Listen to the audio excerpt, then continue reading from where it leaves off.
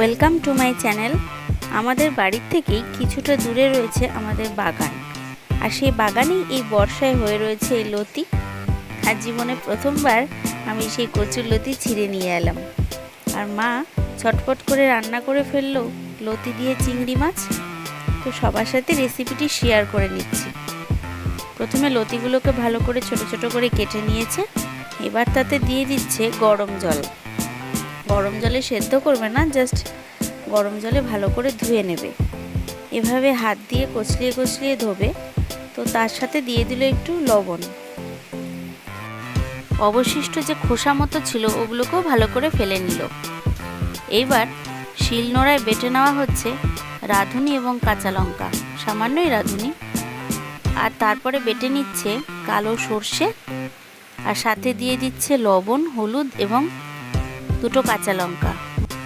মা বলে সর্ষের সাথে লবণ, হলুদ ও কাঁচা লঙ্কা দিয়ে বাটলে আর তিতকুটে ভাবটা থাকে না। তো লাবণী বেটে দিচ্ছে মশলাগুলো। দেখুন, খুব বেশি মিহি করার প্রয়োজন নেই। একটি পাত্রের মধ্যেই দু ধরনের বাটা তুলে নেওয়া হলো। এবার কেটে রাখা লতিগুলো ভালো করে ধুয়ে আবার ওই বাটার মধ্যে দিয়ে দেওয়া হচ্ছে, আর সাথে নিয়ে নেওয়া হচ্ছে লবণ, হলুদ। এবার সবগুলোকে মেখে নেওয়া হবে ভালো করে। লতির পরিমাণ অনুযায়ী অবশ্যই লবণ আর হলুদ ব্যবহার করা হবে। এর ভেতরে দিয়ে দেওয়া হবে ভালো করে পরিষ্কার করে ধুয়ে রাখা চিংড়ি মাছ,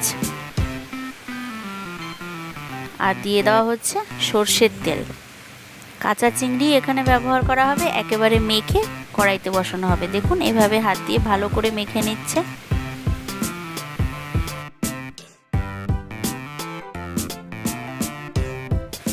কড়াইতে তেল গরম হলে তাতে মা দিয়ে দিল রাঁধুনি ফোড়ন। এবার প্রথমে চিংড়ি মাছগুলো দিয়ে এপিট ওপিট করে নিয়ে তাতে দিয়ে দেবে মশলা মাখানো লতিগুলো।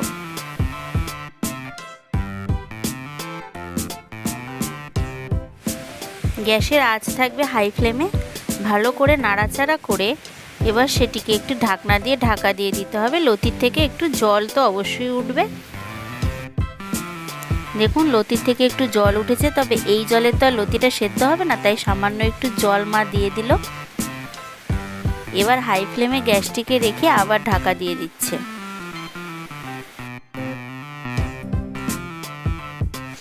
মাঝে ঢাকনা উঠিয়ে একটু চেক করে নিতে পারেন।